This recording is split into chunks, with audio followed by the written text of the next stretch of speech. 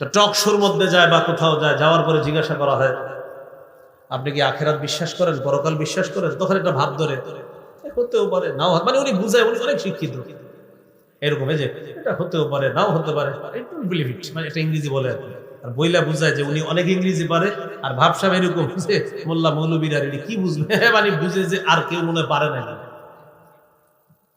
এই জাতীয় বুঝ আপনারা সাধারণত কিন্তু বুঝেন না। টুপি দাড়িওয়ালা নিয়ে যারা চলে, আপনি বুঝেন যে ওনারা কিছু বলে না, দেখে কিছু পারে না, এরকম কিন্তু মাথায় রাখেন না। বরং এরকমও হতে পারে আপনাদের চেয়ে অনেক ভালোও পারে। হ্যাঁ হ্যাঁ, এটা সত্যি বলছি আমি। হ্যাঁ, বাকিটা কখনো গর্বের সাথে এরকম বলে না। তার ওলামায়ে কেরামের গর্ব কোরআন হাদিস, তারা অন্য বিষয়ে, তাদের গর্বের বিষয় কোরআন হাদিস, যে আল্লাহ কোরআনের বিদ্যা দিছে, হাদিসের বিদ্যা দিছে, এটা গৌরবের বিষয়। আল্লাহ তাআলা দৌলত দান করছে, পাশাপাশি যা যা দরকার এগুলো আলহামদুলিল্লাহ এখন মাদ্রাসায় শিক্ষা দেওয়া হয়। এটা এইভাবে কেন, কোনো পণ্ডিত যদি এসে পণ্ডিতি করে, তখন দেখবেন শুরু হয়ে যাবে আমাদের ছাত্রদের মধ্যে আপনার পণ্ডিতি খতম করার জন্য একদম সামান্য সময় লাগবে। তো জিজ্ঞাসা করে পরকাল বিশ্বাস করেন, তো তখন বলে আর কি হতেও পারে নাও হতে পারে, 50-50 চান্স, বাস ইমান শেষ, সেও জানবে। 25 পারা 20 নম্বর পৃষ্ঠা সূরা জাসিয়া 32 থেকে 35 নম্বর আয়াতে আল্লাহ বলেন, وَإِذَا قِيلَ إِنَّ وَعْدَ اللَّهِ حَقٌّ وَالسَّاعَةُ لَا رَيْبَ فِيهَا قُلْتُمْ مَا نَدْرِي مَا السَّاعَةُ إِن نَّظُنُّ إِلَّا ظَنًّا وَمَا نَحْنُ بِمُسْتَيْقِنِينَ। আল্লাহ তাআলা বলেন, ওয়াইদা কিলা ইন্না ওয়া'দাল্লাহি হাক্কুন, যখন বলা হয় একদল মানুষের সামনে আল্লাহর ওয়াদা সত্য, ওয়াস-সাআতু লা রাইবা ফিহা, কিয়ামত হবে এতে কোনো সন্দেহ নাই, কুনতুম, তোমরা সংশয়বাদী কিছু মানুষ বলতা, মা নাদিরি মাস-সাআ, কিয়ামত কি জিনিস আমরা জানি না, ইন্না যুন্নু ইল্লা যন্না, আমরা শুধুমাত্র ধারণা রাখি, নাউযুবিল্লাহ, ওয়ামা নাহনু বিমুস্তাইকিনিন, আমরা দৃঢ়ভাবে কিয়ামত বিশ্বাস করি না, নাউযুবিল্লাহ। এবার আমাদের আকীদা একটু বিশুদ্ধ করি, বলেন কিয়ামত কি হতে পারে? মাশাআল্লাহ, বলেন আমাদের আকীদা হতে পারে, হবে নিশ্চিত। এটা আমার সাথে বলেন, বলেন কিয়ামতের বিষয় সুনির্ধারিত। সূরা নাবা 17 নম্বর আয়াত, কিয়ামতের বিষয় কি সুনির্ধারিত। ইন্না ইয়াউমাল ফাসলি কানা মিকাতা, ফয়সালার দিন, বিচারের দিনটা কানা মিকাতা, সুনির্ধারিত। বলেন আল্লাহ তাআলা কিয়ামতের বিষয়টাকে মুলতবি করে রেখে দিয়েছেন। তাহলে কিয়ামতের বিষয়টা আল্লাহ কি করে রেখেছেন? মুলতবি। কি করে রেখেছেন? সূরা হুদ, কোন সূরা? 104 নম্বর আয়াত। কত নম্বর আয়াত? ওয়ামা নুআখিরুহু ইল্লা লিআজালিন মা'দুদ, কিয়ামতের বিষয়টাকে আমি গনে গনে নির্দিষ্ট সময়ের জন্য মুলতবি করে রেখে দিয়েছি, সময় মতো ঘটিয়ে দিবি। তাহলে কিয়ামতের বিষয় সুনির্ধারিত। সূরা নাবা 17 নম্বর আয়াত, কিয়ামতের বিষয়টা আল্লাহ মুলতবি করে রেখে দিয়েছেন, সূরা হুদের 104 নম্বর আয়াত। আর আমাদের আকীদা কিয়ামত হবেই হবে, এটা সুনির্ধারিত, কবে হবে আল্লাহ জানেন। তো সংশয়বাদী আকীদা যারা পোষণ করে তারা বলে, মা নাদরি মাস-সাআতু ইন নাযুন্নু ইল্লা যন্না, আমরা জানি না কিয়ামত কি জিনিস, আমরা শুধু ধারণা রাখি। ওয়ামা নাহনু বিমুস্তাইকিনিন, আমরা দৃঢ়ভাবে বিশ্বাস করি না, নাউযুবিল্লাহ। আল্লাহ তাআলা বলেন, ওয়া বাদালাহুম সাইয়্যাতু মা আমিলু ওয়া হাকা বিহিম মা কানু বিহি ইস্তাহজিউন, তাদের কৃতকর্মের ফলাফল বাদা প্রকাশ পেয়ে যাবে সেদিন। ওয়া হাকা বিহিম মা কানু বিহি ইস্তাহজিউন, উপহাস করার কারণে, কিয়ামত নিয়ে, কোরআন নিয়ে, ইসলাম নিয়ে উপহাস করার কারণে তাদের চারদিক থেকে আযাব তাদেরকে বেষ্টন করে ফেলবে, নাউযুবিল্লাহ। আল্লাহ তাদেরকে বলবে, ওয়াকিলাল ইয়াউমা নানসাকুম কামা নাসিতুম লিকা ইয়াউমিকুম হাযা, আজকের দিন যেভাবে ভুলে গিয়েছো আমি আল্লাহ তোমাদেরকে ছেড়ে দিব, যাও। আল্লাহ সেদিন তাদেরকে বিনা হিসাবে জাহান্নাম, নাউযুবিল্লাহ। ওয়া মাওয়াকুমুন নার, তোমাদের ঠিকানা হলো জাহান্নাম। ওয়া মা লাকুম মিন নাসিরিন, তোমাদের কোনো সাহায্যকারী নাই। আল্লাহ তাআলা বলেন, জানো নি এটা কেন? দালিকুম বিআন্নাকুম ইত্তাখাযতুম আয়াতিল্লাহি হুজুয়া, তোমরা আল্লাহর আয়াতগুলোকে উপহাসের পাত্র হিসাবে গ্রহণ করেছিলা। ওয়া গাররাতকুমুল হায়াতুদ দুনিয়া, পার্থিব জীবন তোমাদেরকে ধোঁকায় ফেলে দিয়েছে। ফাল্যাউমা লা ইখরাজুনা মিনহা, আজ তাদেরকে জাহান্নাম থেকে বের করা হবে না। নাউযুবিল্লাহ। তাহলে সংশয়বাদী আকীদা হতেও পারে, নাও হতে পারে, এই আকীদা রাখবেন না। কোরআন সত্য, সম্ভব না। কোরআন সত্য, কিন্তু এটা কি সন্দেহ? আচ্ছা, পরকাল সত্য, সন্দেহ আছে? জান্নাত সত্য, জাহান্নাম সত্য, ফেরেশতা দেখি না, বিশ্বাস করি। আল্লাহ দেখি না, বিশ্বাস করি। পুলসিরাত দেখি না, বিশ্বাস করি। সন্দেহ আছে কারো? কোনো সন্দেহ যদি থাকে, হতেও নাও হতে পারে, বাস সংশয়বাদী আকীদা, ঠিকানা জাহান্নাম। তাহলে 1 নাম্বার অশুদ্ধ আকীদা, ঠিকানা জাহান্নাম। 2 নাম্বার অশুদ্ধ আকীদা মিশ্রিত বিশুদ্ধ আকীদা, ঠিকানা জাহান্নাম। 3 নাম্বার সংশয়বাদী আকীদা, ঠিকানা জাহান্নাম। আল্লাহ হেফাজত করেন। এই 3 আকীদা থেকে আল্লাহ আমাদেরকে হেফাজত করেন। 4 নাম্বার আমাদের আকীদা কি হবে বলেন? বিশুদ্ধ আকীদা। বিশুদ্ধ আকীদা যদি শিরিক ছাড়া হয়, শিরিকের সংমিশ্রণ নাই, বাস ইনশাআল্লাহ মৃত্যুর পর একদিন আল্লাহ আপনাকে জান্নাত দান করবেন। একদিন আল্লাহ আপনাকে জান্নাত দান করবেন। সহিহ বুখারীর বর্ণনা, আতর দিয়ে রাখছে।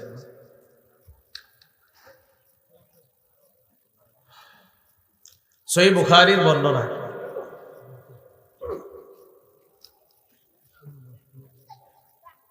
6443 নম্বর হাদিস, 1237 নম্বর হাদিস, কিতাবুর রিকাকের সর্বশেষ হাদিস। এই হাদিসের মধ্যে আসছে রাসূল সাল্লাল্লাহু আলাইহি সাল্লামের সাহাবী আবু যর গিফারি রাদিয়াল্লাহু তাআলা একদিন রাতের বেলা রাসূলুল্লাহ সাল্লাল্লাহু আলাইহি সাল্লাম বের হলেন। রাতের বেলা রাসূল সাল্লাল্লাহু আলাইহি সাল্লাম বের হলেন। সাহাবী আবু যর গিফারি রাদিয়াল্লাহু তাআলা তিনিও বের হলেন। তো সাহাবী আবু যর গিফারি রাদিয়াল্লাহু তাআলা আনহু দেখেন রাসূল সাল্লাল্লাহু আলাইহি সাল্লাম হাঁটতেছে, তিনিও হাঁটতেছেন। তিনি চিন্তা করলেন, নবী মনে হয় একা হাঁটাটা পছন্দ করতেছে, থাক নবী একা হাঁটুক, আমি দূরে হাঁটি। ফালতাফাতা ইলাইয়া, রাসূল সাল্লাল্লাহু আলাইহি সাল্লাম আমার দিকে তাকাইলেন, তাকায় আমাকে বললেন, মান কে? আমি বললাম আবু যর। রাসূলুল্লাহ সাল্লাল্লাহু আলাইহি সাল্লাম বললেন, আবু যর তাআল, এদিকে আসো। আমি নবীর কাছে গেলাম। যাওয়ার পর রাসূল সাল্লাল্লাহু আলাইহি সাল্লাম আমাকে নিয়ে সামনের দিকে চললেন। বললেন, ইন্নাল মুকসিরিনা হুমুল মুকিল্লুনা ইয়াউমাল কিয়ামাহ, যারা বেশি সম্পদওয়ালা কিয়ামতের ময়দানে তাদের সওয়াব হবে একদম কম। নাউজুবিল্লাহ বলেন। ইল্লা মান আ'তাহুল্লাহু খায়রা, তবে আল্লাহ যাকে সম্পদ দান করেছেন, দান করার পর নাফাকাত ইয়ামিনিহি ওয়া আন ইয়াসারি ওয়া বাইনা ইয়াদাইহি, কোন ব্যক্তিকে সম্পদ দেওয়ার পর ওই ব্যক্তি যদি ডানে বামে সামনে পিছনে খরচ করে, আত্মীয়দের হক আদায় করে, মিসকিনের হক আদায় করে, এতিমের হক আদায় করে, এই মানুষটা দুনিয়াতে যেমন প্রচুর সম্পদের মালিক, কিয়ামতের ময়দানে আল্লাহ তাআলা তাকে প্রচুর সওয়াবের মালিক বানায়া দিবেন। যাকে আল্লাহ সম্পদ দিছে, খাত মতো খরচ করে, তাকে আল্লাহ কিয়ামতের মাঠে প্রচুর সওয়াবের মালিক বানাবেন, যদি সঠিকভাবে ব্যয় করে। বলতে বলতে এক জায়গায় গেছে, যাওয়ার পর বললেন, আবু যর তুমি এখানে বসো। নবীজি তাকে রেখে গিয়ে বললেন, লা তাবরাহ মাকানাকা হাত্তা আরজিআ ইলাইকা, আমি না আসা পর্যন্ত এখান থেকে তুমি নড়বা না। আবু যর গিফারি রাদিয়াল্লাহু তাআলা আনহু বলেন, রাসূল সাল্লাল্লাহু আলাইহি সাল্লাম সামনের দিকে যাইতে লাগলেন। যাইতে যাইতে আমার থেকে নবীজি আড়াল হয়ে গেলেন, আমি আর নবীজিকে দেখি না। নবীজি আমাকে বলে দিয়েছেন, তুমি এখান থেকে নড়বা না, আমার যা হবার হবে। হঠাৎ একটা বিকট আওয়াজ শুনলাম, আমি ভয় পেয়ে গেলাম, আল্লাহ রসুলের কোনো বিপদ হলো না তো? সাথে সাথে আমি নবীর কাছে যাওয়ার ইচ্ছা করলাম। মনে পড়ে গেল, আল্লাহ নবী আমাকে বলেছেন, আবু যর যা হবার হবে, এখান থেকে নড়বা না। আমি টেনশনে পড়ে আছি, আল্লাহ রসুল আসে না। 1 নাম্বার নবী আসে না, এক টেনশন। 2 নাম্বার একটা আওয়াজ পাইছি, দ্বিতীয় টেনশন। আমি পথ চেয়ে বসে আছি, আল্লাহ রসুল আসে না কেন, হঠাৎ দেখি নবীজি আরেকজনের সাথে কথা বলতে বলতে গেলেন একা, কিন্তু আসার সময় কথা বলতে বলতে আমার দিকে আসতেছে। তবে মজার ব্যাপার, যার সাথে কথা বলতেছে তাকে দেখা যায় না, নবী কথা বলে পাশের জনকে দেখা যায় না। নবীজি আমার কাছে আসলেন, আসার পর আমি বললাম, হুজুর আর সহ্য করতে পারতেছি না। কি? আমাকে তাড়াতাড়ি বলেন। আপনি গেলেন, একটা বিকট আওয়াজ শুনলাম, এটা কিসের আওয়াজ শুনলাম এটা আমি বুঝতে পারি না। টিস্যু কোম্পানিরা টিস্যু বানায়, নতুন কোনো গ্রাম দেওয়ার লাগে না, এরা তো বানাইছে এইভাবে যে আপনার আর কোনো গ্রাম লাগবে না আলাদা, তারপরে আলাদা গ্রাম দেওয়ার প্রয়োজন নেই। ওরা বানায় এটা ব্যবহারযোগ্য করে, এটার সাথে আলাদা গ্রাম মিশ্রণ করার প্রয়োজন নেই। তারপরে আবার যারা সাইনোসাইটিস উইথ রাইনোসিসের রোগী আছে যারা, এরা তো পুরো মুশকিলে পড়ে যাবে না। তো আবু যর গিফারি রাদিয়াল্লাহু তাআলা রাসূল সাল্লাল্লাহু আলাইহি সাল্লামকে বললেন, হুজুর আপনি গেলেন, যাওয়ার পর একটা আওয়াজ শুনলাম, কিসের আওয়াজ আমি তো বুঝতে পারলাম না। রাসূলুল্লাহ সাল্লাল্লাহু আলাইহি সাল্লাম বললেন, তুমি আওয়াজ শুনছো? জি হুজুর, এটা জিবরিল আমিন আমার কাছে আসছে, ওই জিবরিল আসার আওয়াজ হয়েছে, এই আওয়াজ তুমি শুনছো। বুঝতে পারলাম। আপনি আসার সময় কথা বললেন কার সাথে? নবীজি সাল্লাল্লাহু আলাইহি সাল্লাম বলেন, ওটাও জিবরিল আমিনের সাথে কথা বলতেছিলেন। হুজুর আপনি কি বলতেছিলেন? বারবার একই কথা বলতেছিলেন তাকে। ও আচ্ছা, আমি জিবরাইলের কাছ থেকে একটা বিষয় শিওর হয়ে নিছি। সেটা কি? জিবরিল আমাকে সুসংবাদ দিচ্ছে, বাশশির উম্মাতাকা আন্নাকু মান মাতা মিন উম্মাতিকা লা ইউশরিকু বিল্লাহি শাইআ দাখালাল জান্নাহ। হাবিব আপনি আপনার উম্মতকে সুসংবাদ জানায় দেন, আপনার উম্মতের কেউ যদি শিরিক না করে মারা যায়, একদিন সে আল্লাহর জান্নাতে প্রবেশ করবে। আমি জিবরিল আমিনকে বারবার বলতেছিলাম, জিবরিল আমিন আমাকে বারবার বলতেছিল, আমার উম্মতের অনেক মানুষ আছে যারা বিভিন্ন অপরাধের কারণে জাহান্নামের মধ্যে শাস্তি ভোগ করবে, তবে পিওর ঈমান, খাঁটি ঈমান থাকার কারণে একদিন ওই জাহান্নাম থেকে বের হয়ে আল্লাহর জান্নাতের মেহমান হয়ে যাবে। খাঁটি ঈমান লাগবে। বলেন, গম পরিমাণ, জব পরিমাণ, সরিষার দানা পরিমাণ খাঁটি ঈমান যার থাকবে, সে একদিন জান্নাতে যাবেই যাবে ইনশাআল্লাহ। সহিহ বুখারীর বর্ণনা, ক্বালা রাসূলুল্লাহ সাল্লাল্লাহু আলাইহি ওয়াসাল্লাম, ইয়াখরুজু মিনান নার মান ক্বালা লা ইলাহা ইল্লাল্লাহ ওয়া ফি কলবিহি ওয়াজনু শাঈরাতিন মিন খায়র ওয়া ফি কলবিহি ওয়াজনু বুররাতিন মিন খায়র ওয়াফি কলবিহি ওয়াজনু যাররাতিন মিন খায়রিন আই মিন ঈমান। যার অন্তরে গম পরিমাণ, জব পরিমাণ, সরিষার দানা পরিমাণ ঈমান আছে, সে যদি লা ইলাহা ইল্লাল্লাহর বিশ্বাস নিয়ে মারা যায়, সে জাহান্নামে যদি কোনো অপরাধে সাজা ভোগ করা লাগেও একদিন জাহান্নাম থেকে বের হয়ে জান্নাতে প্রবেশ করবে। কিতাবুর রিকাকের সর্বশেষ হাদিস, রাসূলুল্লাহ সাল্লাল্লাহু আলাইহি ওয়াসাল্লাম বলেন, জান্নাতীদেরকে আল্লাহ জান্নাত দিবে, জাহান্নামীদেরকে যখন জাহান্নাম দিবে, কিছু ঈমানওয়ালা তারা জাহান্নামের মধ্যে আছে, আল্লাহ ফেরেশতাদেরকে বলবে, আখরিজু মিনান নার মান কানা ফি কলবিহি মিসকালু হাববাতিন মিন খারদালিন মিন ঈমান। ফেরেশতারা জাহান্নামের মধ্যে যাও, আমার যে সমস্ত মুমিন বান্দাদের অন্তরের মধ্যে সরিষার দানা পরিমাণ ঈমান আছে, তাদেরকে জাহান্নাম থেকে বের করে আমার জান্নাতের মেহমান বানায় দাও। ফেরেশতারা জাহান্নামের মধ্যে যাবে, যাওয়ার পর ঈমানদারদেরকে তালাশ করতে থাকবে, ঈমানদারদেরকেও দেখবে, কতিমতু হিশু আদু হুমামা, কতিমতু হিশু তাদেরকে পুরাইতে পুরাইতে আদু হুমামা, তারা কয়লার মতো কালো হয়ে যাবে। ঈমানদাররাও কয়লার মতো কালো, তো সবাই তো কয়লার মতো কালো, চিনবে কেমনে কোনটা ঈমানদার কোনটা বেঈমান? যারা পুড়ছে সেখানে তো বেঈমানও আছে জাহান্নামে অনেক, তো বেঈমানরাও পুড়বে, ঈমানদাররাও পুড়বে। এখন ঈমানদারও কয়লা, বেঈমানও তো কয়লা, চিনবে কিভাবে এটা ঈমানদার? রাসূল সাল্লাল্লাহু আলাইহি সাল্লাম হাদিসে জবাব দিয়ে দিয়েছেন। জবাবটা কি বলবো আমি? এক শর্তে বলবো, শর্ত পূরণ করবেন? ইচ্ছাকৃতভাবে মরার আগে আর এক ওয়াক্ত নামাজ ছাড়বেন না।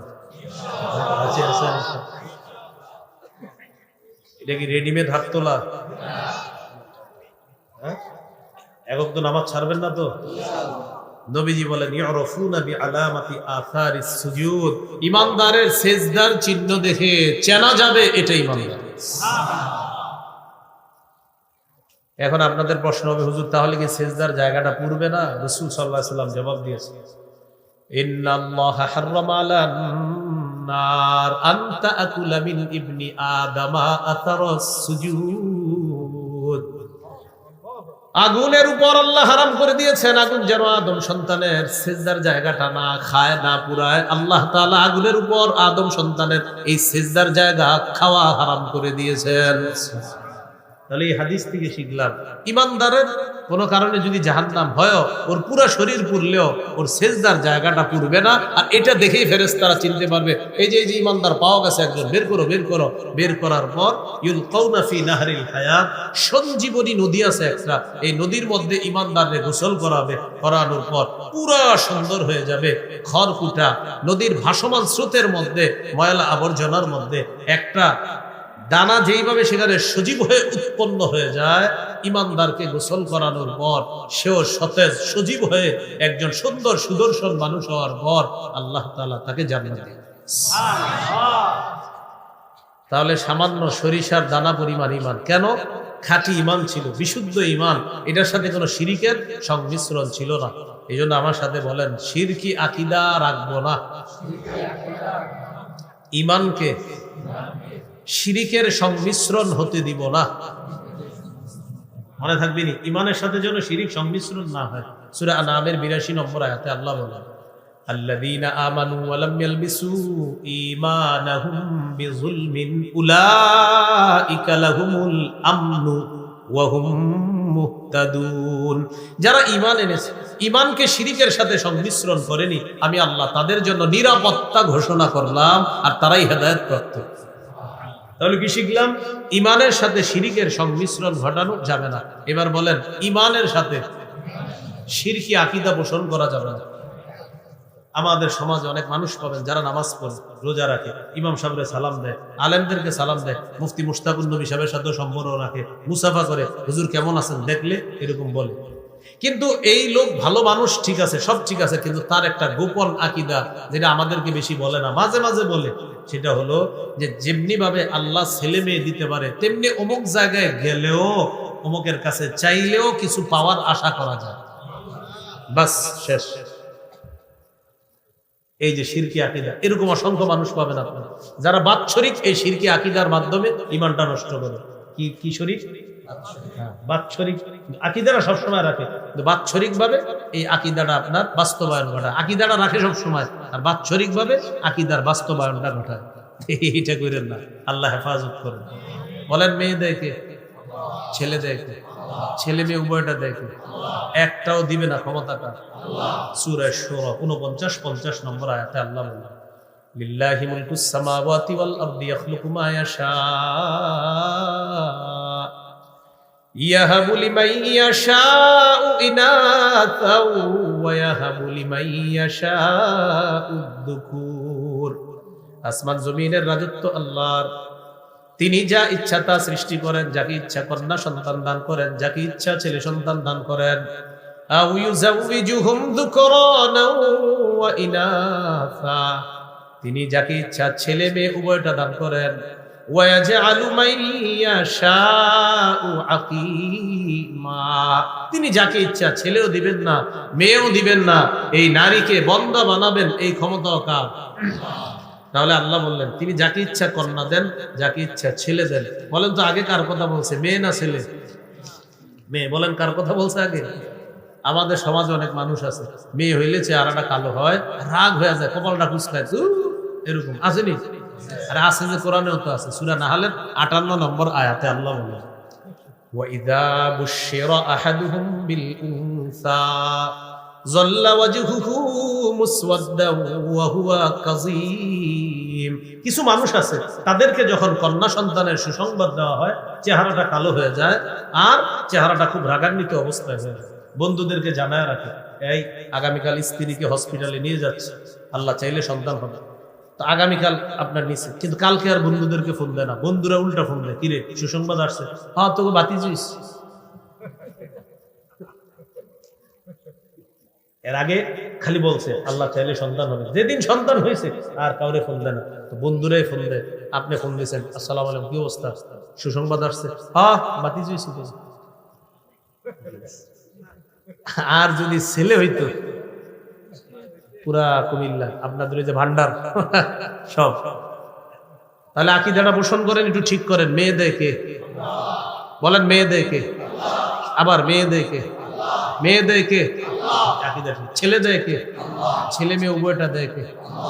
ছেলেও হবে না মেয়েও হবে না, এই ক্ষমতা কার? মনে থাকবেন ইনশাল্লাহ। সংক্ষেপে বলে দিচ্ছি, মনে রাখবেন। এক, অশুদ্ধ আকীদা। মনে আছে নি? অশুদ্ধ আকীদা।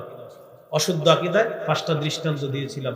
1 নাম্বার, ঈমান ছাড়া ভালো কাজ দুনিয়ার সমস্ত চেষ্টা প্রচেষ্টা ব্যর্থ, আখেরাতে তার কোনো আমলের ওজন হবে না। 2, ঈমান ছাড়া ভালো কাজ, কি বলতে পারবেন? মরুভূমিতে মরিচিকাকে পানি মনে করার মতো। 3 নাম্বার, ঈমান ছাড়া ভালো কাজ কঠিন অন্ধকারের মধ্যে হাত দেখতে যাওয়ার মতো।